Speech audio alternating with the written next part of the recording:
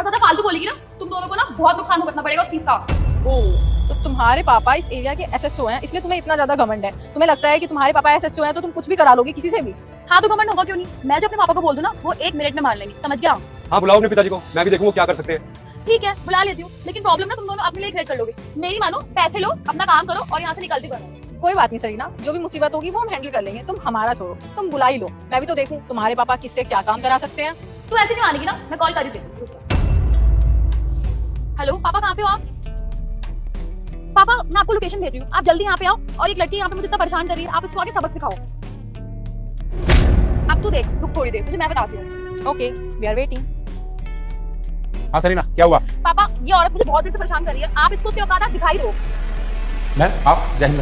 जय हिंद। पापा आप इसको मैम क्यों बोल रहे हो, सल्यूट क्यों कर रहे हो? ये मुझसे इतनी देर से बदतमीजी कर रही है, मैंने इसको अपने बैग गाड़ी में रखने के लिए बोला और इसने मुझे मना कर दिया। चुप कर, तुझे तमीज नहीं है बात करने की? अब तुझे मालूम है कौन है ये?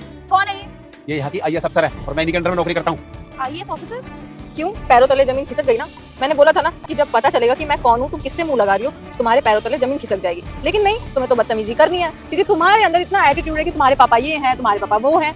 और धर्मेंद्र जी, आप मुझे एक बात बताइए, आपने अपनी डॉटर को क्या संस्कार दिए हैं? मतलब आप मेरे अंडर में इतने टाइम से काम कर रहे हो, लेकिन आपके अंदर तो मैंने ये सब कभी भी नहीं देखा जो आपकी बेटी के अंदर है। आपकी बेटी के अंदर इतना एटीट्यूड है कि उसके पापा एसएचओ हैं, तो वो इस एरिया में कुछ भी कर सकती है, किसी से भी अपना बैग उठवा सकती है, किसी को भी मैकेनिक को बुलाने के लिए कह सकती है। और पता है कितनी बदतमीजी करी थी ये हमसे। मैम इसकी तरफ से मैं माफी बेटा मैं संकट मोचन हनुमान हूँ, मैं तेरे सभी संकट दूर कर दूंगा। तू इस वीडियो को लाइक करके चैनल को सब्सक्राइब कर ले और कमेंट में जय श्री राम लिख दे। मांगता हूँ, अभी बच्ची है, आगे से नहीं करेगी। आपको माफी मांगने की जरूरत नहीं है, आपकी गलती नहीं है, बस आपके संस्कार में थोड़ी कमी रह गई। आपने ऑफिस में ज्यादा टाइम दिया, थोड़ा घर पे भी दे लिया होता तो आज इसकी ये हरकत नहीं होती।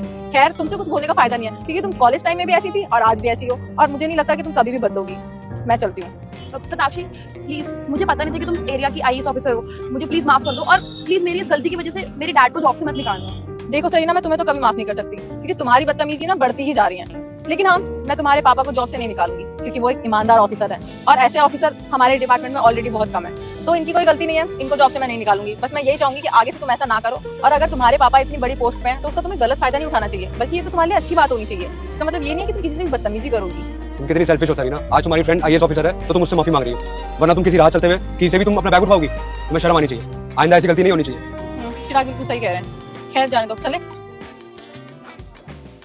सरीना ये क्या था? तेरे को तमीज नहीं बात करने की किसी से भी है? कैसे बात कर रही थी तू? तू जानती है कौन थी है? और एक बात बता, अगर तेरे पापा एसएचओ है तो तू किसी से कुछ भी बोलेगी?